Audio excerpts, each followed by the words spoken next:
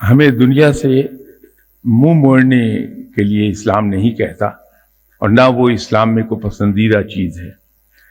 تو دنیا کے لیے ہمیں کوشش ضرور کرنی چاہیے، اور جو نعمتیں رب تعالیٰ نے ہمیں عطا فرمائی ہیں وہ ہمارے ظاہر سے ظاہر ہونی چاہیے، اس کا اظہار ہو ہمارے طور طریقوں سے، ہماری ڈیلی لائف سے، کہ رب تعالیٰ کی نعمتوں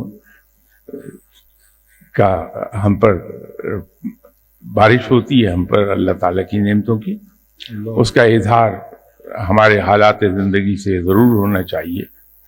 وہ بھی ایک طرح کا شکر گزاری ہے رب تعالیٰ کی۔ اور اس سلسلے میں ہمیں یاد رکھنا چاہیے حضرت عمر رضی اللہ تعالیٰ عنہ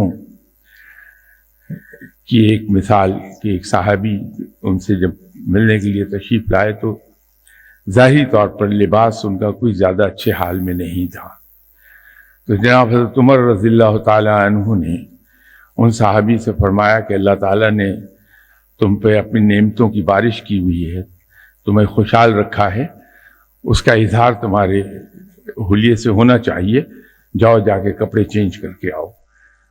ان صحابی کو لوٹا دیا تھا۔ تو ایسا نہیں ہے کہ ہم دین پر عمل کرتے ہیں تو ہمارا حلیہ فقیروں کا سا ہو جائے۔ میں فقیر بمعنی بیگر کے عرض کر رہا ہوں، روحانی فقیر کی بات نہیں کر رہا۔ تو ہمارے حلیے سے نعمتوں کا اظہار ضرور ہونا چاہیے، جو کچھ اللہ نے ہمیں عطا فرمایا ہے اس سے۔ دنیا سے منہ نہ موڑیے، دنیا میں رہیے، بھرپور طریقے سے زندگی گزاریے، لیکن جائز طریقے سے، جیسے رب تعالیٰ نے فرمایا ہے۔ جو پیرامیٹرز رب تعالیٰ نے ہمارے لیے طے کیے ہیں، ان پیرامیٹرز کے اندر رہ کے زندگی اگر ہم گزارتے ہیں تو دنیا میں اچھے حال میں رہنے میں کوئی حرج نہیں ہے۔